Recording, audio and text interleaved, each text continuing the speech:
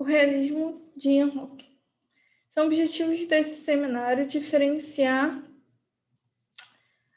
o realismo científico e o antirrealismo científico, explicitar o que é o realismo de teorias e o que seria o realismo de entidades.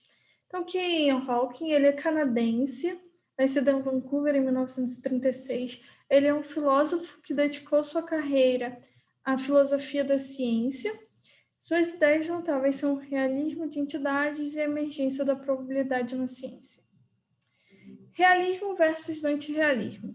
Realismo científico é a crença que entidades, processos e os estados descritos por teorias corretas realmente existem. Então, seria a crença que elétrons, forças, elas são tão reais quanto um lápis. Já o antirrealismo científico, ele é o oposto disso.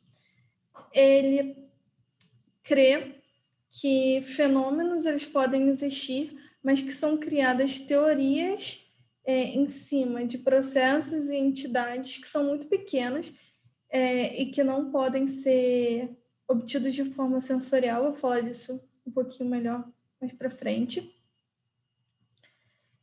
E que essas teorias elas são criadas para poder predizer sucessos que nos interessam. Então, nessa visão de antirrealismo,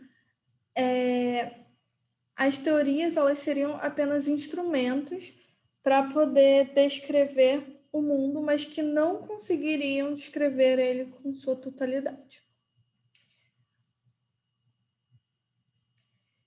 A gente pode separar o realismo científico em dois, realismo de teorias e realismo de entidades. Mas o que seriam essas entidades? As entidades teóricas, elas seriam coisas como partículas e campos que não podem ser obtidos de maneira sensorial.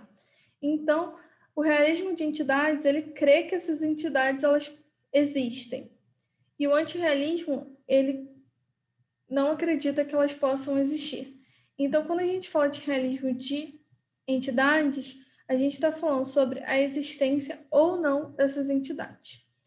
E o realismo de teoria, ele crê que as teorias descritas, elas são verdadeiras. Já o antirrealismo acredita que essas teorias, elas sejam falsas. Então, quando a gente está falando de realismo de teoria, a gente está falando sobre verdade ou falsidade de uma teoria. Para dar um exemplo, eu vou usar o efeito fotoelétrico. A gente pode crer nos fótons, então a gente estaria crendo na entidade dos fótons, então a gente seria realista quanto ao fóton.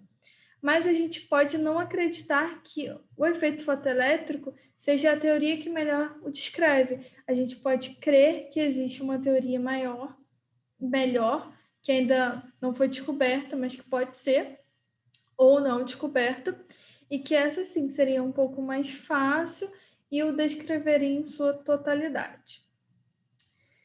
Então, caminhando para o fim, usando uma frase do Hawking, se você pode bombardear algo com eles, então eles existem.